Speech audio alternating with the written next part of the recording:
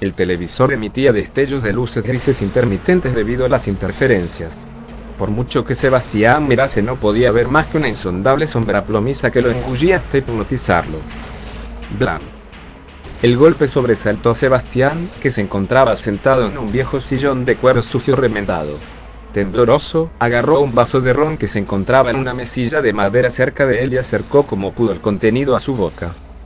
No era la primera vez que sonaba aquel golpe a sus espaldas, pero cada vez que lo escuchaba, retumbaba en él como una hoja de guillotina que cortaba el cuello de algún ajusticiado. El calor del ron alivió momentáneamente a Sebastián.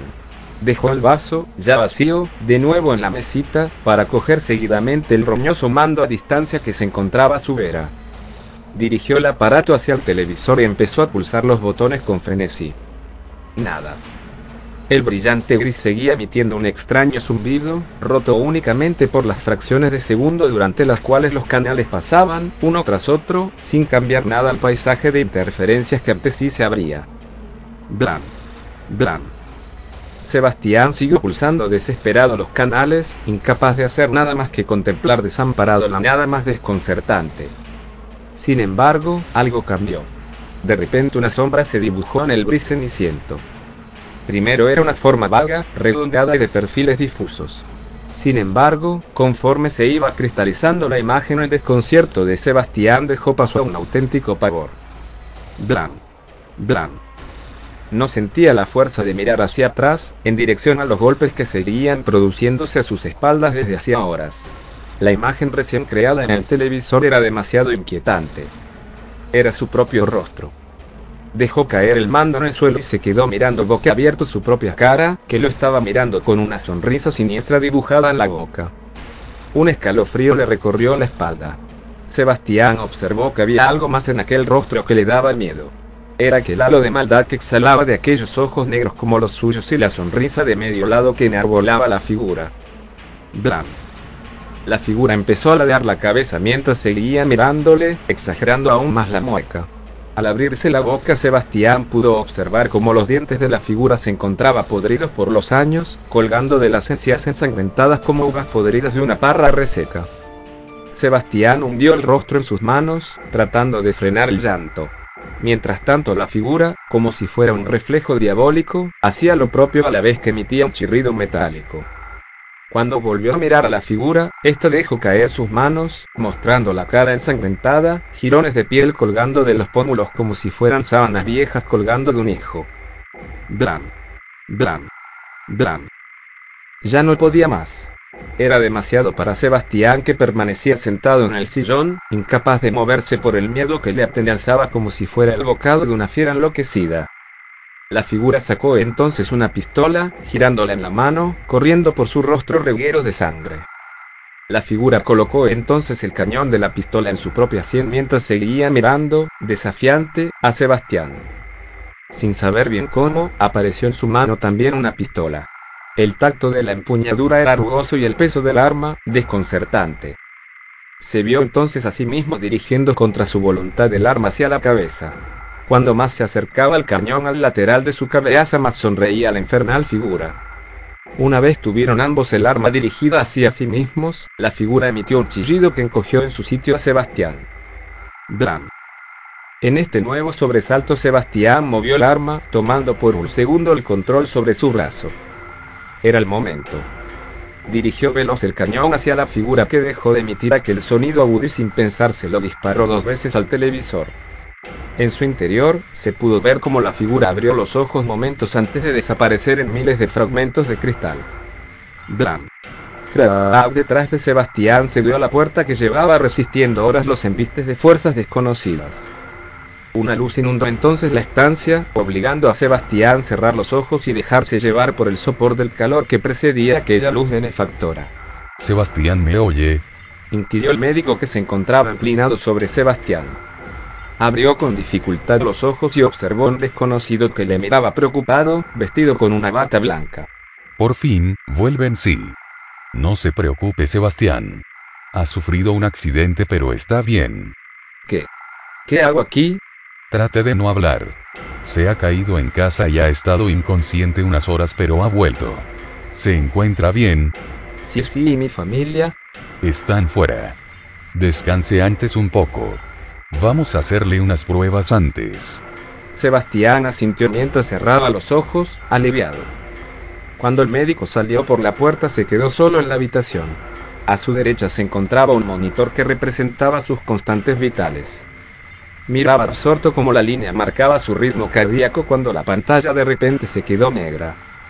Cuando iba a tocarla, la oscuridad de la imagen dejó paso a unas curiosas interferencias color ceniza.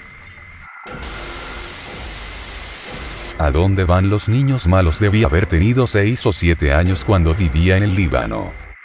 El país estaba arrasado por la guerra en ese entonces, y los asesinatos eran comunes y frecuentes. Recuerdo que en una particularmente viciada era, en la cual los bombardeos raramente pararon, yo me quedaría en casa sentado enfrente de la televisión viendo un show demasiado raro. Era un show para niños que duraba unos 30 minutos y contenía imágenes extrañas y siniestras. Hasta el día de hoy creo que era un intento apenas velado por los medios de comunicación de usar tácticas de miedo para mantener a los niños en su lugar, porque la moraleja de cada episodio giraba en torno a ideologías muy tensas. Cosas como, los niños malos se acuestan tarde, los niños malos ponen sus manos debajo de las cubrecamas cuando duermen y los niños malos roban comida del refrigerador en la noche. Era muy extraño, y en árabe por si fuera poco. No lo entendía mucho, pero en su mayoría las imágenes eran muy gráficas y comprensivas. Sin embargo, lo que más me quedó grabado en mi mente fue el cierre. Era el mismo en casi todos los episodios. La cámara se acercaría a una vieja, oxidada y cerrada puerta. A medida que se acercaba más a la puerta, unos gritos extraños e incluso agonizantes se harían más oíbles. Era extremadamente espantoso, especialmente para una programación infantil. Entonces un texto árabe aparecería en la pantalla leyendo: ahí es a donde van los niños malos. Eventualmente la imagen y el sonido desaparecerían, y eso sería el fin del episodio. En unos 15 o 16 años después me convertí en un fotógrafo periodístico.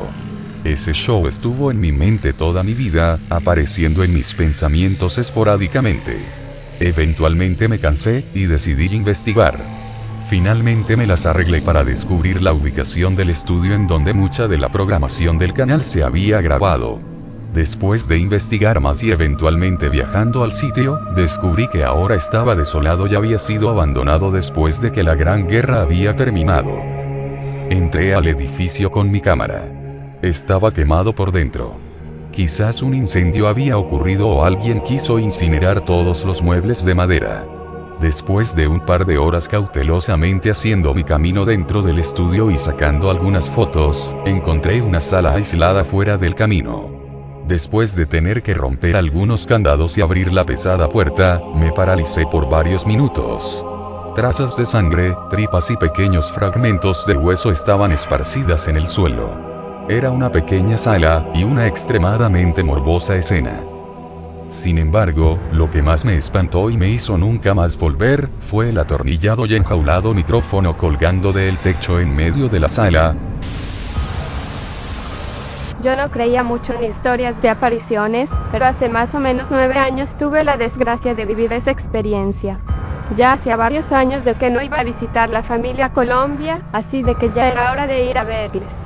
Cuando llegué esa noche al aeropuerto y vi toda mi familia esperándome después de un largo viaje, mi felicidad fue muy grande. Pero lo que no imaginaba era cómo sería el final de esa noche. Llegamos por fin a la casa de la tía donde iba a quedarme por 2 semanas, estaba muy cansada y no quería sino ir a dormir lo más pronto posible, así de que me despedí de los familiares y le pregunté a mi tía cuál sería la habitación que podría yo utilizar para dormir esas 2 semanas. Naturalmente me mostró enseguida ella el cuarto. Lo había adornado muy lindo con flores y adornos que hacían resaltar muy bonito el cuarto. Era algo pequeño pero acogedor. El problema empezó cuando cerré la puerta después de haber tomado una ducha y estar lista para mi merecido sueño. Cuando apagué la luz, tenía la sensación de no estar sola, como si alguien estuviera a mi lado. Traté de taparme lo más que pude con la manta que me cubría y tratar así de dormir, pero serían solo 15 minutos transcurridos y un ruido me despertó. Abrí los ojos en la oscuridad y con el reflejo de la luna en el cuartito vi una sombra de alguien parado al frente de mi cama mirando hacia donde yo estaba. Estaba tan aterrada de que no supe en ese momento si gritar o prender la lámpara que estaba en la mesita de noche. Opté por encender la lámpara lo más rápido posible. Y para mi sorpresa no había nadie más. Bueno, pensé que por el cansancio tal vez veía cosas que no existen. Apagué de nuevo la luz y me enrollé bien con la manta hasta la cabeza y allí fue cuando sentí que una persona abría la puerta y se sentó preciso a mi lado en la cama y ya se quería ponerse cómoda. Fue cuando me levanté como un resorte de ese lugar y prendí la luz del cuarto. Y para mi mayor sorpresa no había nadie acostado en esa cama. El resto de la noche lo pasé con la luz prendida y sin poder dormir del susto. Al día siguiente le dije a mi tía de que me disculpara, pero de que prefería dormir en la sala y nunca más en ese tenebroso cuarto. Así pasaron los días. Un día, estando con los nietos de mi tía, riendo y echando cuentos, me pregunta de pronto mi primo: «Oye, ¿no te asustaron mucho en el cuartito?». Y así fue como me enteré de que ese lugar existía la presencia de un fantasma. Hacía muchos años atrás de que había vivido en esa casa una hermana de mi abuela. Ella se había casado muy joven con un señor bastante mayor que ella. Al mes de casados falleció y ella quedó trastornada para siempre. Nunca volvió a salir de la casa y nunca volvió a querer conocer a alguien para rehacer su vida. Ella envejeció y murió después de muchísimos años. Yo le conocí y por eso sé de que es cierta su historia. Al quedar ella sola y trastornada, mi tía se hizo cargo de ella hasta el final de sus días. Y su espíritu quedó por siempre rondando en ese cuarto. La casa la vendieron no hace mucho, pero yo me imagino de que si no destruyen ese cuarto, ella, o mejor dicho, la aparición de ella va a seguir sucediendo. Ahora sí no soy más incrédula en cuanto a temas de fantasmas. Solo lástima de que yo haya tenido miedo de ella, pues de pequeñuela yo le quería mucho. Alan era un joven locutor que trabajaba cada viernes en la noche, en un bar de un hotel en el centro de la ciudad, donde se presentaban los grupos musicales más talentosos hasta el momento. Era un buen locutor, le gustaba mucho su carrera, pero lo que más destacaba de él y que era el pilar principal en su trabajo, era su rostro, que pareciese como si hubiera sido esculpido por los mismísimos ángeles. Tez blanca, ojos cafés claros y simpáticos y unas facciones muy bien definidas, todo un regalo de Dios. Una noche, después de una de las presentaciones, en su habitación, notó que arriba de uno de los muros se encontraba una pequeña nota perfumada en papel amarillo y con letras negras escritas a máquina que decían lo siguiente: Eres el amor de mi vida, cada noche te miro y me hundo en lo lindo de tus ojos. Quisiera conocerte más a fondo y darme una oportunidad para adentrarme en ti. Te espero en el puente a las 9:30. Alan jamás había recibido algo así, lo tomó de broma, con algo de miedo se cambió de vestuario, salió del hotel, tomó un taxi y se marchó directo a su casa. Cada noche del viernes pasaba lo mismo, después de cada presentación, una pequeña nota amarilla perfumada aparecía encima del mismo muro con las mismas letras en negro escritas a máquina que decían: Eres el amor de mi vida, cada noche te miro y me hundo en lo lindo de tus ojos. Quisiera conocerte más a fondo y darme una oportunidad para adentrarme en ti. Te espero en el puente a las 9:30.